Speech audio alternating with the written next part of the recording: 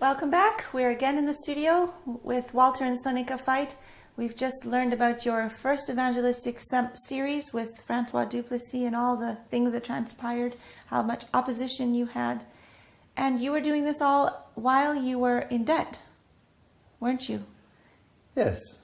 That's rather an interesting thing to do. Most people would find a second job, but you decided, no, you're going to do God's work. You must remember that I had been living in error. I was an atheist. I had terrible experiences in my home. Religion had lied to me about what the Bible said. There was no such thing as everlasting torment that God in his wrathful nature would throw someone in.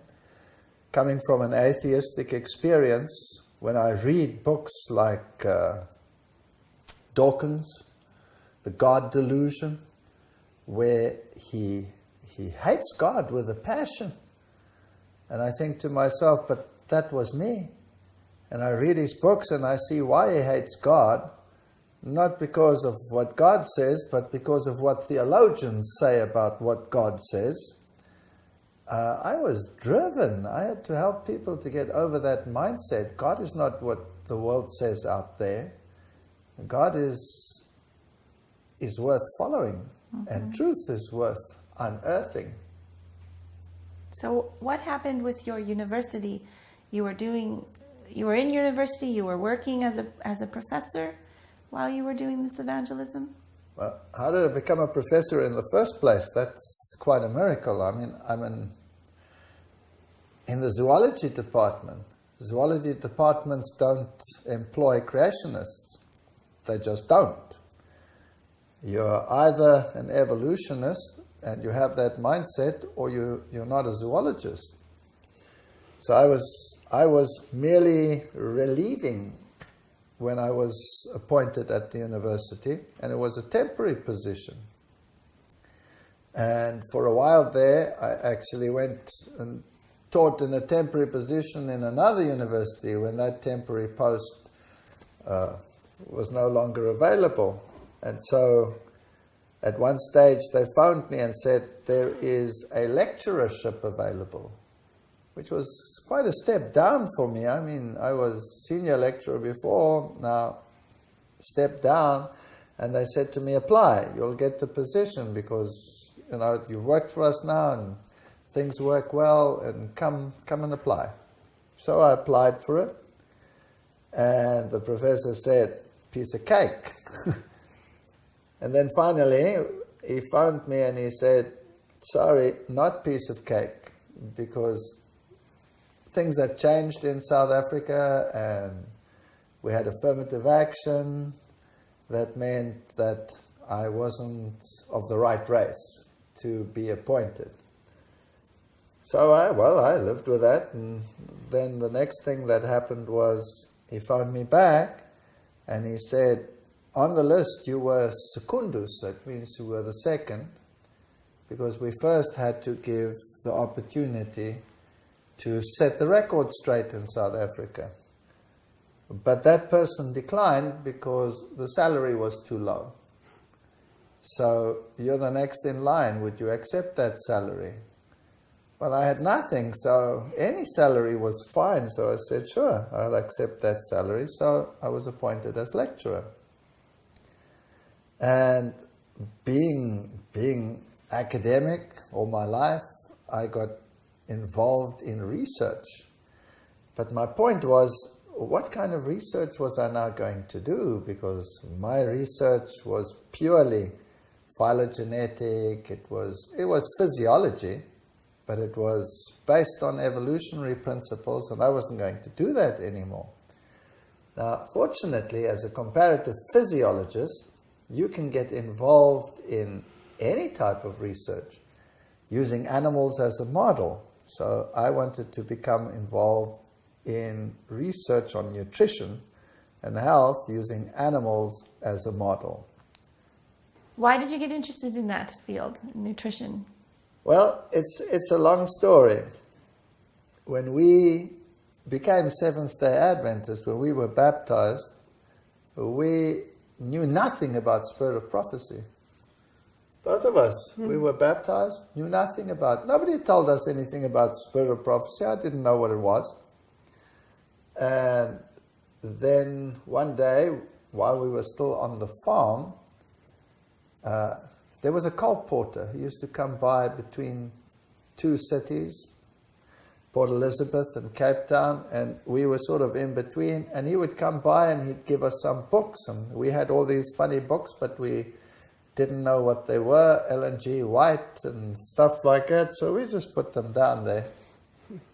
One day I got a phone call from an ex-colleague of mine, and he went ballistic because I'd become an Adventist. And he was so irate that I had become part of the sectarian movement. And then eventually he let loose a tirade against Ellen G. White that was second to none, calling her names that I do not want to repeat on television. And I thought to myself, oh, that's interesting. If someone's so angry against this person, maybe this person has something interesting to say. And so I went and I looked these books that this colporteur had brought, and one of them was called Desire of Ages. And that's the first one I ever read. And I started reading Desire of Ages, and I was so impressed. This was the most amazing thing I'd ever read, and if anything takes you to the Bible and uplifts Jesus Christ, then it is that book. And of course, even the world says it's the best book that has ever been written on the life of Christ in existence. And I don't think there are hardly any people that are prominent in religious fields that haven't made use of that book to further their depth of knowledge of what pertains to Jesus. But of course, this person also writes on issues of health and other issues. Now, I didn't read any of that stuff yet, none of it. Now, the irony of everything is we had a dairy farm. We had a dairy farm. And my poor wife, unbeknown to her or to me, couldn't handle the dairy at all. She had asthma all her life. You tell that. I had very bad asthma. I had a pump that I carried with me. And at that stage, while we were on the farm still, suddenly I just one day got terrible earache. When I got to the doctor, the eardrum had burst from infection, and we still didn't know that it had anything to do with what we were eating. And so when we were back in Somerset West, I was going from one doctor to the next, and an internist or nobody could find anything wrong. They couldn't tell me why I still had asthma. And I eventually came to a young doctor, a lady, and she looked at me and she said, "You have allergic asthma. So you're allergic to something that you're eating, and I would suggest it is dairy." And I said, "Dairy? Never. I mean, dairy is good food. You can't live without it. It's got calcium. It's all the good stuff." But she said, "Go home and try. Just stop eating dairy for about 3 months and see what happens." And that's what I did. I went home, and now I had the family against me because now suddenly we were not having milk anymore, no yogurt, no cheese, nothing. And Me, rebellious? Very rebellious. Oh. And he was a person who would take a pan after we were baptized already. The Adventists would often invite us for potluck, and he would come there and he would have his steak, huge steak, fried in a pan, and he would go and stick the pan under their nose and say, "This is food, not that rubbish that you're eating." So he was very rebellious in the beginning, and it's actually quite ironical that the Lord used him eventually to do research on health. But let me just chip in there. We were still on the farm. I was not interested in the health message at all. These Adventists with their funny diets, I used to as she said, make them smell what food is all about. And then one day, totally separate from this, we had guests. And these were ex-colleagues of mine, university colleagues. And they came to visit us. And we did the normal thing that we normally did. We had a huge barbecue. And at that stage, were we still drinking even wine? I don't think so. No. We'd given up wine drinking. We weren't drinking alcohol anymore. In fact, we'd thrown away a whole room full of alcohol. We threw it down a septic tank, not realizing that the whole septic tank would then pack up and we'd have to get someone to remove it all. And I still remember the man who came with a truck to remove it. He said, "Never smelled a septic tank like that. Fruity, what's in it?" It was all our alcohol that was in it. But after this, these people arrived and they ate and we had this barbecue. The next morning, both of us at the same time said, "There's something wrong with us. There's something wrong with what we are doing here," but we didn't know why. And then I started reading about health and issues like that, and started reading Spirit of Prophecy, writings on health, and then her story with the milk and the asthma and all of these issues. And then I started making a list. I systematically took the writings of Ellen G. White on health, and I made a long list of improbable things.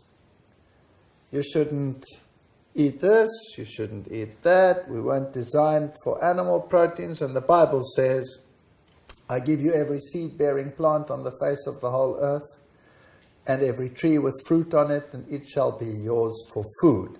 That was the original diet. So that was seeds, grains, nuts, fruits. That was the diet. There were no vegetables, nothing. And then she writes about all of that stuff. And then after transgression, vegetables were added. And vegetables are needed to augment something that is gone. You know, the earth was cursed. After that, after the flood, animal products were added, but with certain prohibitions.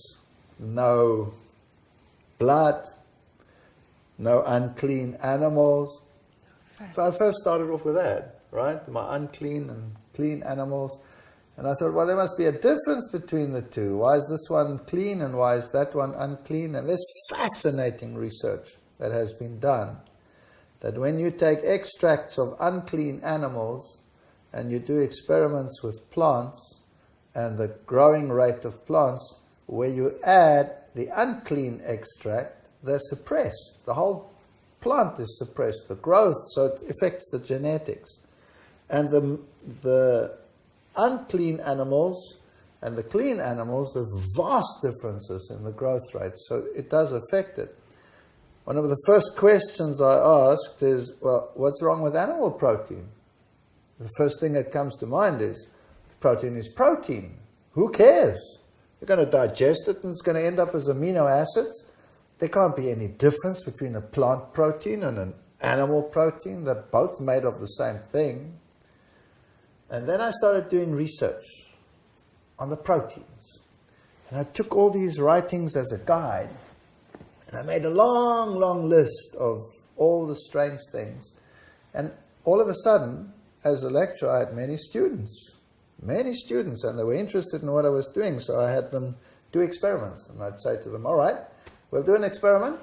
You will have this project, you will have that project. We will compare plant protein versus animal protein on the health status and growth of rats. That animal. And then strange things. Some other scientists came and they said, you know, they have this massive problem of sheep that develop skew legs when they are stall-fed. And why have they got skew legs? They cannot walk, their legs are buckled, there's nothing wrong with their diet. And one person had attended my lecture where I said there's a difference between plant protein and animal protein, because the ratio of amino acids is different. And if you have animal proteins, then there are more sulfur-containing amino acids than there are in plant proteins. And when you have to metabolize them, then you're actually producing sulfates, which will leach out calcium out of the system. And he picked up on this and he said, do you think it's possible that the stall-fed animals get skew legs because we're feeding them animal protein?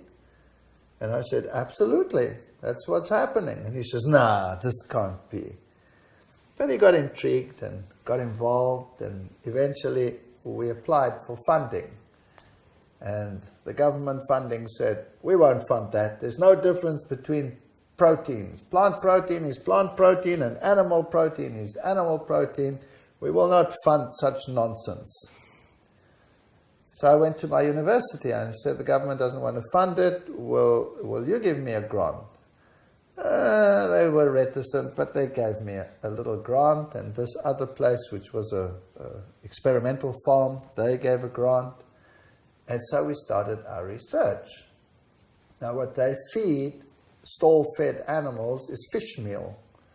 Fish meal together with other things. So we had experiments with animals that didn't have it and animals that did get it, those that were plant-based, those that had different percentages of animal protein. And the results were phenomenal. Phenomenal. Absolutely amazing. The more animal protein they received, the skewer their legs got. They just deteriorated. And it was statistically absolutely thunderous. And this started getting momentum. And so when these results came out, and I could make a case that there was really a difference between plant protein and animal protein, then the government started funding this research. This is the Royal Society London grant? No, not yet. Now, this just basically means that I got more and more students. Mm-hmm. And then I got very interested in disease and the transfer of disease and why animals would have bacteria which become antibiotic resistant, for example. And why this was becoming an epidemic, antibiotic resistance. And then I suggested that because farm animals are fed antibiotics, pro forma, they're given antibiotics because it improves the growth rate, that this was causing antibiotic resistance. And so I started getting students in that direction, and I had PhD students, and my research just grew exponentially. And then our professor, he got sick, he got cancer, and he died. So now there was a vacancy, a professorial position. And my university, because my research had grown, came to me and said, I must apply for the position. So I applied for the position, and I was the candidate that on paper had, well, the best probability of getting it. So they didn't want to appoint me because some people said, but you know, he doesn't believe in evolution. You can't have a professor in a secular university that doesn't believe in evolution. So they decided to have a search committee to find someone else for this position. And finally they found someone from a top international, non-South African, European university, one of the best, who also had to have other criteria because they wanted to correct gender inequalities and race inequalities and all of those things. So they settled on the gender thing, so they appointed someone else also in that position. It's a long, interesting story, and I'm not going to go into it, but eventually they appointed both of us as professor, and then the one, through very strange circumstances, didn't take up the position, so I was the only professor. So here was a secular university that had appointed someone who didn't believe in evolution. And the conversation, so I gathered afterwards, was something like this. We cannot appoint this man, he's controversial. He doesn't believe in evolution. Yes, but he has the certificates, he has the criteria. And being a post-struggle university, eventually someone said, but controversial is good. We're sick and tired of the status quo. Why not have someone controversial? And that's how I actually got the position. But of course it created opposition from within. You would have opposition. And the students, they would ask me in the classes, why don't you believe in evolution? And I would say to them, I'm sorry, it's not part of the curriculum. The curriculum is evolution. I don't believe it, but that doesn't mean that I can now spend university money and university time to tell you why I don't believe it. But if you're interested, arrange a lecture after hours and I'll tell you. And I did. They would, don't tell a student that, right? So they would arrange lectures after hours and I'd give my lectures. And then they'd sit in the evolution classes and they'd say, sorry, it's not like that, it's like that. And the lecturer would say something and they'd say, it's not like that, it's like that. And of course, what happens? They start getting irritated with us and saying, I'm indoctrinating the students. So there was tremendous antagonism from within. And eventually they would gather enough of so-called evidence against me to make a case against me. And then the university was required to investigate the issue. But something else happened before this that made me almost an untouchable in the university. And sometimes terrible things that happen and trials that come serve a totally different purpose. For example, we had terrible riots in South Africa because of the apartheid issue. And these riots always spilled over onto university campuses. And this was the fermenting ground. And so we would have activists come in from outside and try to dictate issues. And the university was in constant flux. And the whole nation would be inundated with this. And they would close all universities and throw rocks and beat up people and throw petrol bombs. And it was chaotic. It was a very bad situation. And you couldn't drive anywhere you wanted to. And if you drove through some areas, you would be necklaced. Now, you know what a necklace means? When they put a tie around your neck and they pour gasoline into it and set it alight and burn you alive. So it was extremely dangerous. It was even dangerous for me to drive to work. I was shot at 3 times. I had to once dive behind a wall.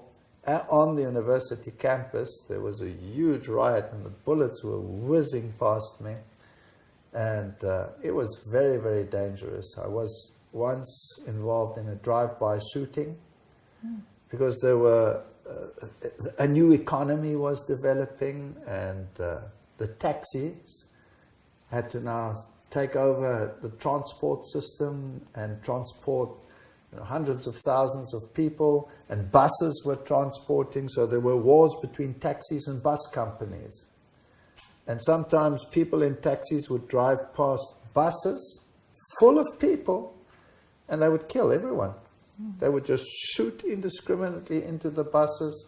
And I was involved in one where the bus was in front of me and I was behind it, and the taxi came past and they were shooting with AKs. And they killed the bus driver, and the bus rolled. And chaotic situations, like very dangerous situations. And then there was this riot on the campus, and the university had decided lectures continue, but they didn't know how bad it was going to be. So I said, I was then professor and head of the department, so I said, lectures go ahead, everybody as normal. And then the rolling violence started. What do they call that? Toy. Toying, yes, but rolling action, whatever. Yeah. I can't remember what they call it.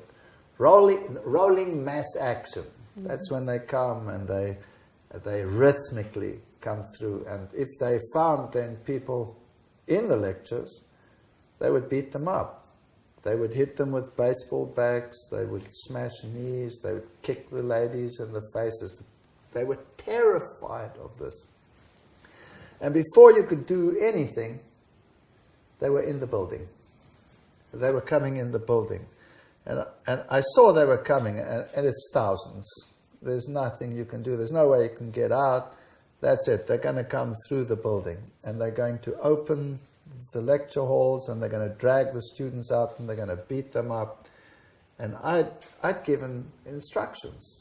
So I ran to the lecture hall where the students were, and I went and stood in front of double doors.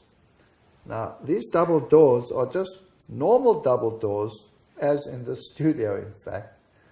And there's just a clip holding it to one side, and the other side is locked onto the other door. I'm standing in front of these doors, and I'm facing these hundreds coming in, and they're violent. And the whole campus was full of riot police as well. So the riot police came running with their riot gear and their shotguns and their rubber bullets and what have you. And they stood in a semicircle where I was standing. And then these people confronted me and said, there are students in there. And I said, yes. And they said, get out the way. And I said, no. And they said, why not? And photographers from the press. I said, no, it's my responsibility. I said these lectures continue, so if you want to deal with someone, you have to deal with me. And they said, I must get out the way. And I said, no, I won't. And then they start rhythms, and then they just came forward, like vroom, vroom, vroom, vroom, vroom, vroom. And they just came. Now, this is hundreds of them, hundreds, and thousands outside, and they're all streaming in, and they pushed me against the door. And such force, you cannot believe it. I could hear my ribs cracking, and you can't breathe. They're going to crush the life out of you. And the door, theoretically, should just snap open. Didn't. It withstood that pressure. And then for no reason they would go back. And I'm looking at the riot police. Hello? Yeah. Are you going to help me here? I was wondering. Not one finger. They didn't lift a finger. And they came again 7 times. And there was just one man, actually 2 came to help me. One was a worker, technical worker, and the other one was a lecturer. And they came to help me because they tried to get hold of the fire extinguisher to spray us with fire extinguisher. And so they prevented them from doing that. They held on to the fire extinguishers. But these guys just kept on crushing me 7 times. And I thought, well, this is it. I'm going to die now. And I prayed and I said, well, Lord, help me. Because I've got no one to help me. The riot police are not doing anything.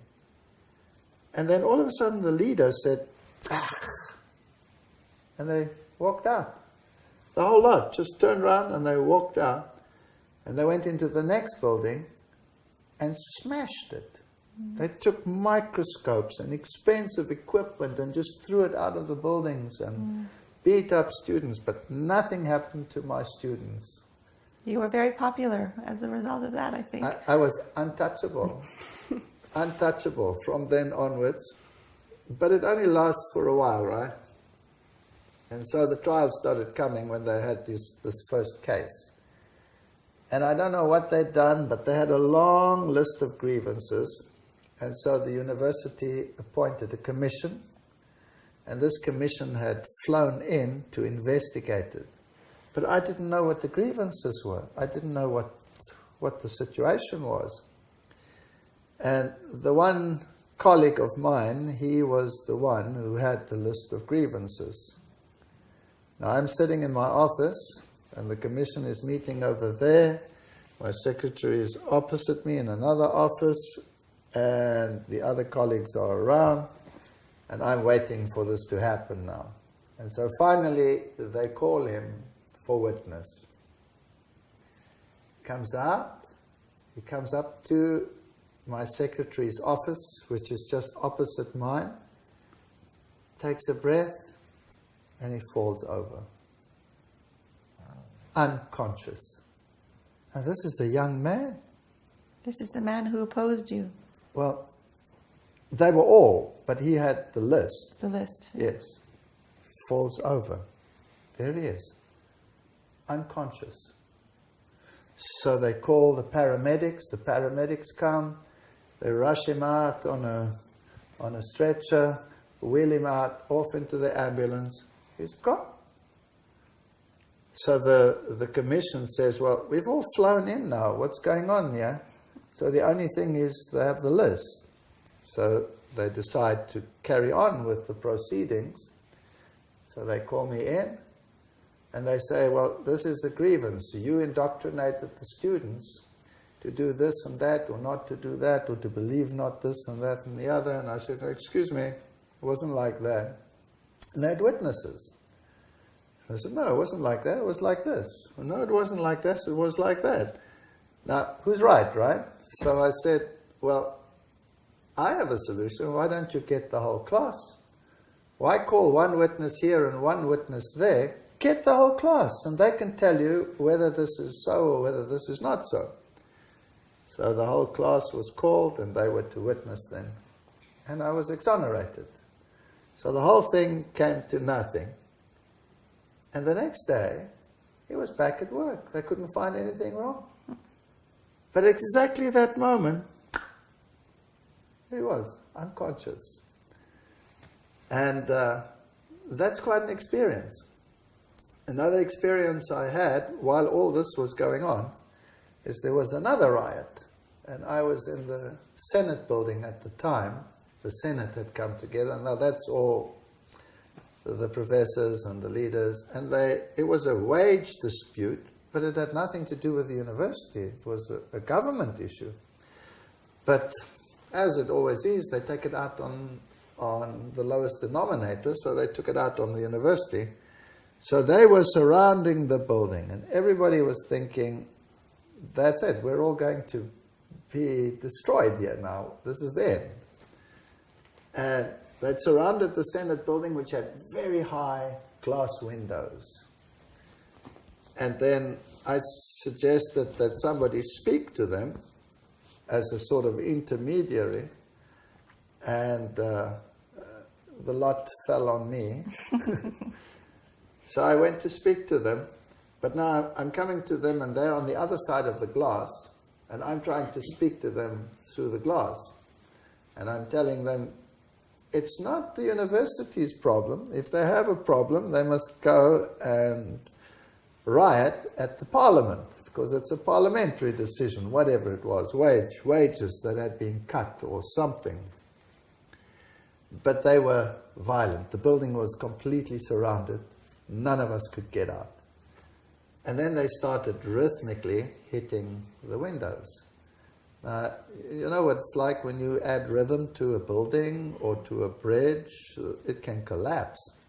But this is a strong structure, and they rhythmically started hitting the windows, these big windows. And the next minute, it's like the glass exploded.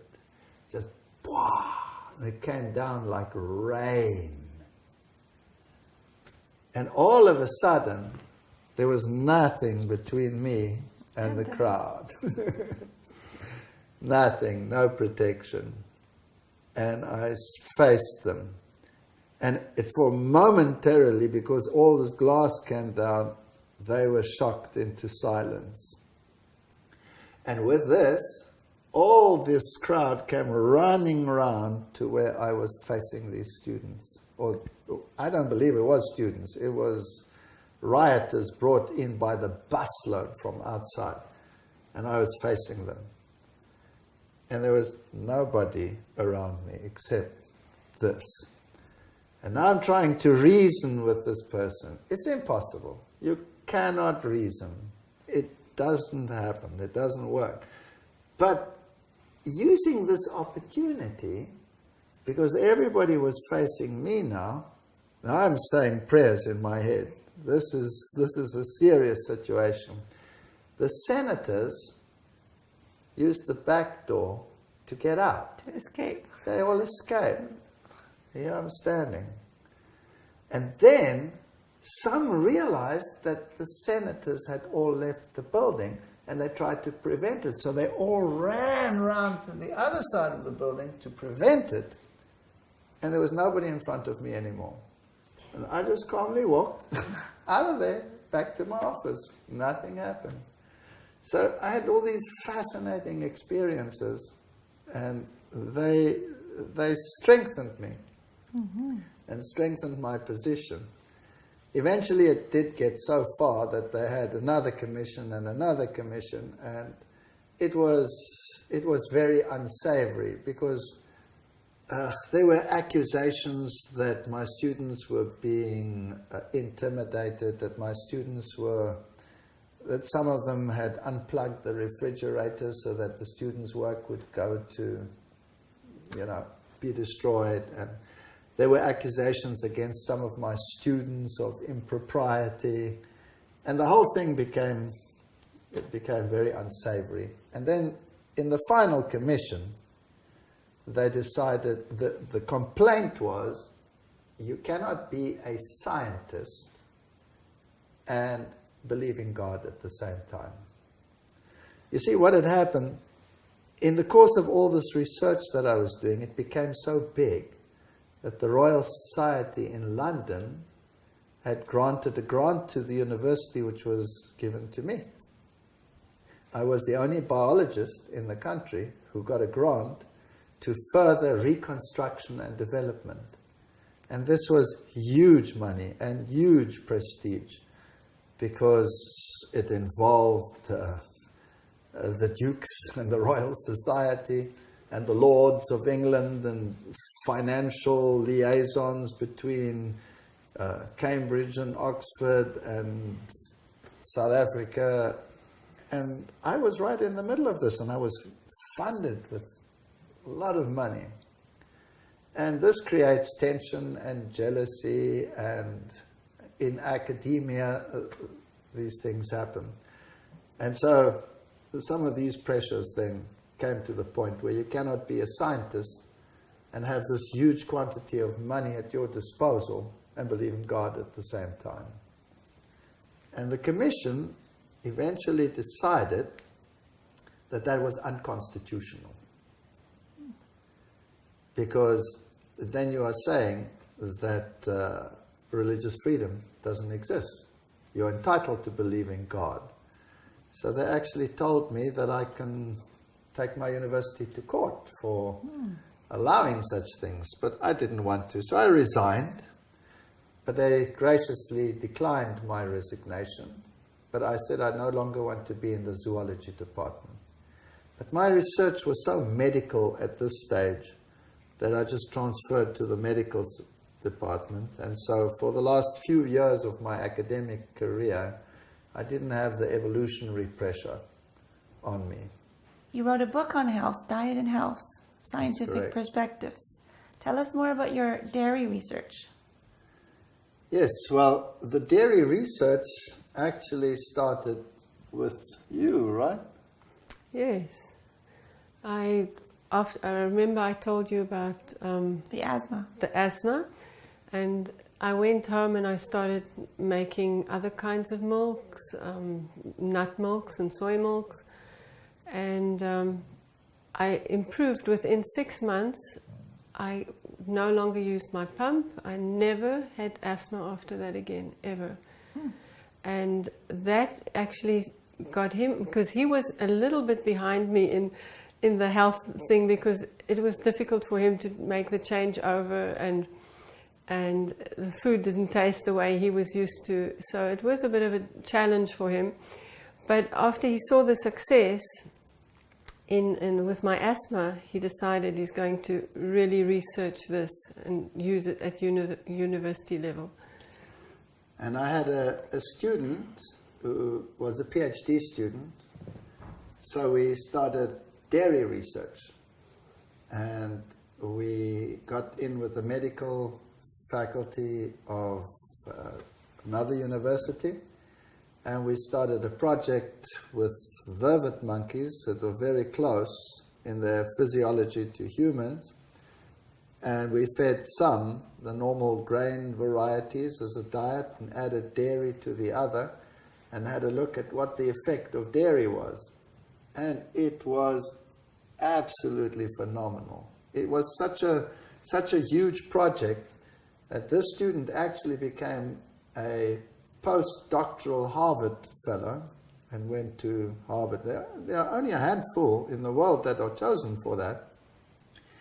And the student actually then proceeded later to become a professor of an alternative medicine faculty that was created. So there's great things that happened out of this research.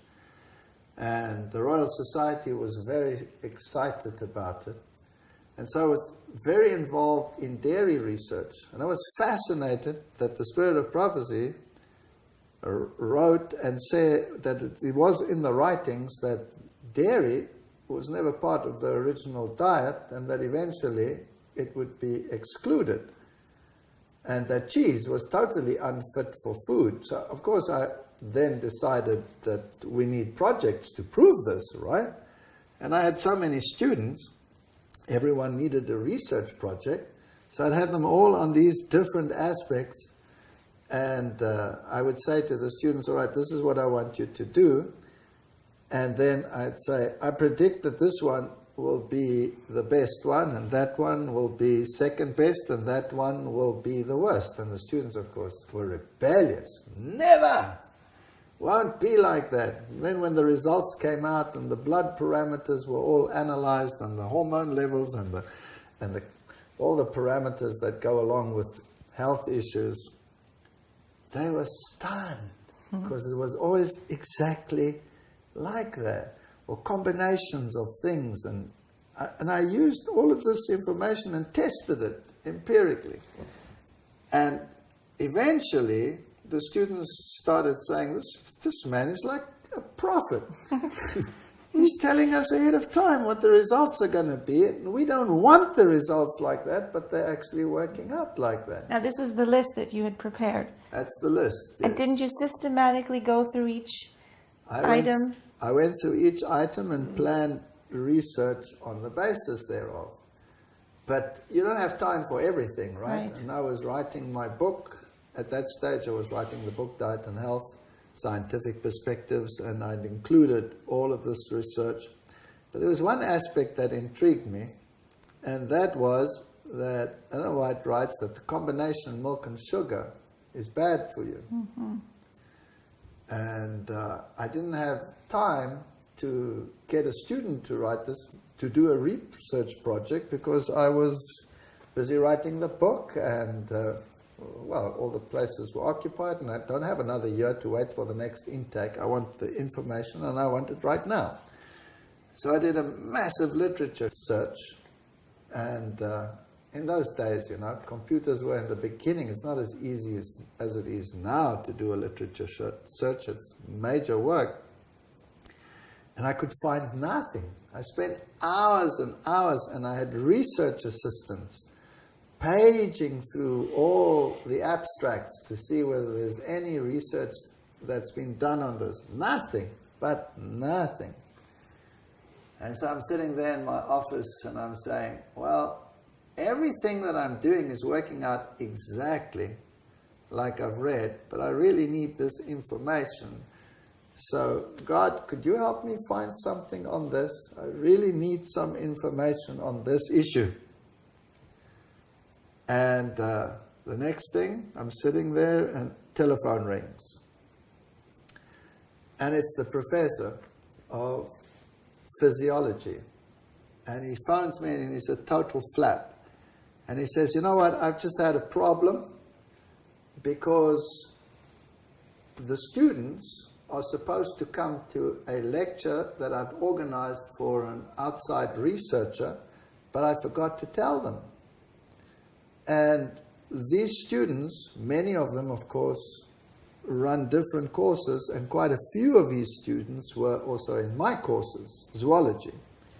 And I had the next lecture with the zoology students. So he said to me, can't you do me a favor and cancel your lecture and bring these students, otherwise this man has no audience. And I was upset because I was behind already and I was busy and I had so much to do with these students.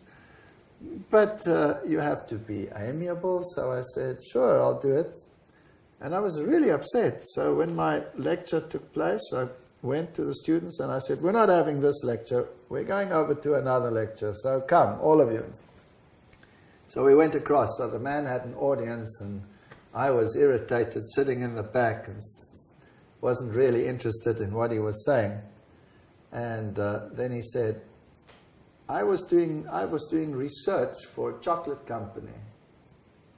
And I was asked to research chocolate as an excellent food because we use it on rescue boats and this. And so they contacted me to show, or to do research to show how excellent and how good chocolate is for you. So the first thing I did was I sat down and I said, well, what does chocolate consist of? Well, there's milk, and there's sugar, and there's cocoa. So the obvious thing is, let's do research on milk and sugar and cocoa and combinations of milk and sugar. Well, a hornet at that stage stung me because I sat upright like a bolt. Here I'd been complaining and saying, oh, what a miserable thing, now I have to go there. Just 2 minutes before that, I'd prayed, I need help. I need something about milk and sugar. See how pathetic we are? Mm. God is in the detail. Yes. He's in the detail. So there he was lecturing. And he was saying what they did is they got groups of students, and then he was still joking because students will do anything for money. Mm-hmm. And he put the one group of students on the equivalent of the milk in a bar of chocolate, which is a glass and a half of milk in chocolate. So they drank the milk, and then they're monitored, and the blood is taken at regular intervals, and you measure the parameters, the cholesterol, the HDL, the LDL, the triglycerides, the whatever. You measure it all. And he says, well, they would all go up, and then they would peak, and then they would come down, and in about 3 hours, it's back to normal, the parameters. And then I'd do it for the sugar, and amazingly, you'd find the triglycerides go up, the cholesterol goes up, which you don't expect for the sugar, and then it levels out after a while. But they're hypoglycemic, so there's a problem there. And then he said, then I did the combination, milk and sugar. He says, it was a disaster. I'll never get funding from a chocolate company again. The parameters shot up more than double than they were originally, but they didn't come down. They stayed there. So you have these increased triglyceride levels and cholesterol levels. And so this combination is very, very harmful. And so I went to him afterwards and I said, where are you publishing this stuff? And he mentioned the journal that it was going to be published in. It was brand new research, not been published yet. And I said, well, that's wonderful. So I incorporated that in my book. So if someone's interested, they can find it there. But this is how God works. And this is how my health research developed. Did you have any opposition on the dairy issue from outside? Well, I'm sad to say, not only from the outside, but a fair amount from the inside as well. I remember when I gave my first camp meeting lecture that I lectured on this issue, and by a very fortuitous circumstance, someone very early in the morning gave me the quotes in the spirit of prophecy on the issue of dairy. And I was lecturing at this camp meeting, and some of the senior people got up during the lecture and opposed it vehemently. But I had some of the scientific data ready, and I hit them with the scientific data, and I gave them the spirit of prophecy, but it didn't help. It just got worse, the discussion. And then the audience started slow clapping the opponents. So this made it even more uncomfortable. So there was tremendous tension in that camp regarding the health issue. Now, in my country, chicken is considered a vegetable. You have meat for breakfast, and you have meat for lunch, and you have meat for supper. And now you still want to come and touch dairy? I mean, that's considered what? If chicken is a vegetable, then that is untouchable. You're not allowed to go there. But of course, this opposition also came from without, because the dairy industry is a powerful industry. And then the research, of course, with lactose intolerance came into the issue. And black people are highly lactose intolerant. So now you have issues like underfed people. Africa suffers tremendously from malnutrition. And you have thousands of people dying of hunger, and little children with bloated stomachs and thin little legs. You know the horrible pictures in the world. And what's the main food item that they sent these people? Loads and trainloads of dairy. These little children are lactose intolerant, and they get diarrhea. So what are you actually doing? You're furthering their demise. You're making it worse. And armed with this information, I had to tell it to the world, because in my opinion it was a travesty of justice. Not because people were willfully mean, but because of pure ignorance. So I went public with my research. And of course, the dairy industry was highly offended. So they flew down the dairy representatives from Pretoria, and they came to see me and confronted me with the issue and threatened to take me to court, to destroy me. And I'd appeared on national television, and I'd done a program on national television, and when I looked at the program, I didn't recognize it, because these people are brilliant. They had so cut what I'd said that any evidence that I'd given, they'd cut out. And they only made me make the statements, you know, where you look like a fanatic, and you're saying this and that and the other. So I looked like a total fanatic on this program, but it had done damage. Enough came through to damage the cause. So when they came down, they threatened me with a court case, and the university, of course, as well, because they were sponsoring my research, and Royal Society was involved in this research. So and these guys are huge. I mean, they're big dairy farmers. Big, highly intimidating. And they sat down and they said what they said, and then I said to them, hold it a second, if you want to take me to court, you're going to have to take the big universities to court too, because this is what is beginning to come out all over the world. And perhaps you don't have all the evidence, because what you saw on television was a fraction of what you should know. So I suggest you first come and sit down and listen. So I took them into the lecture theatre and I gave them a lecture. And I showed them one research project, one slide after the other. When it was finished, they came to me and they said, but it's going to destroy our industry. Can't you please just keep quiet about it? And I said to them, if I keep quiet about it, how will I deal with my conscience? There are thousands of people who are suffering from asthma, bronchial problems, little children who have constant infections, lung infections, ear infections. And then you have this massive contrast between the races and lactose intolerance. Do you want me to be partaker in this? I cannot. My conscience will not allow me. So they sort of begged me to keep quiet and left. And as they left, the one farmer, or the one on the dairy board, who was also a dairy farmer, came running back. And he sat down in my office and he looked at me sort of quietly like this. And then he said, "Is this really all true that you've said?" And I said, "Yes." And this big farmer burst into tears.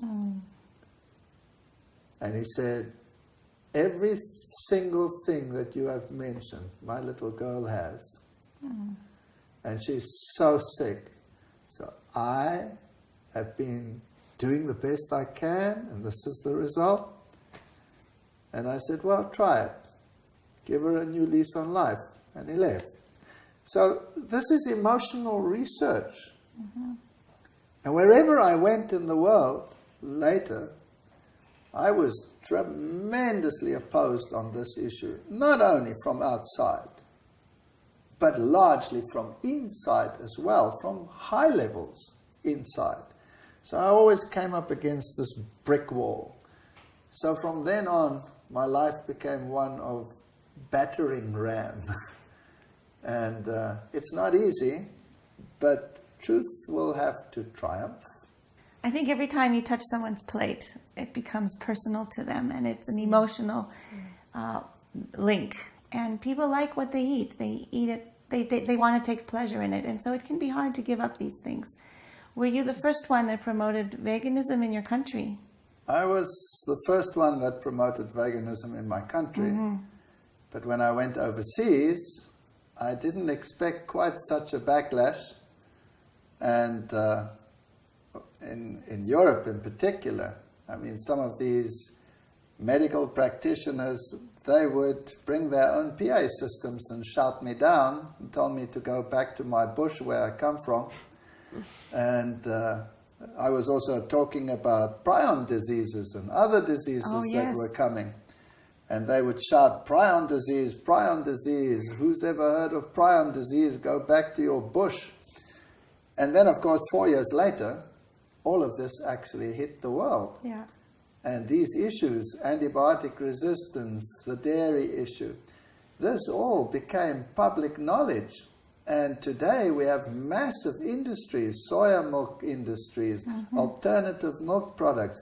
It didn't exist. It didn't exist at that time. So without being presumptuous, I can say that I'm grateful to God that at least I played a part in that awakening. So that people today have a choice, whereas then the choice was so limited. Yeah. There were people preaching it. There were people trying to introduce it, and the methodologies were there, but the push and the emphasis, that had not yet come. And that God used you with your research. That's what needed to happen to get this out a little more prominently so that people can start having choices. I can see the bumps on my head, but I think the fruits were good, and I'm grateful to God. Well, thank you for joining us. We're going to take a break again, and we'll be back in another episode to hear further about your life experiences.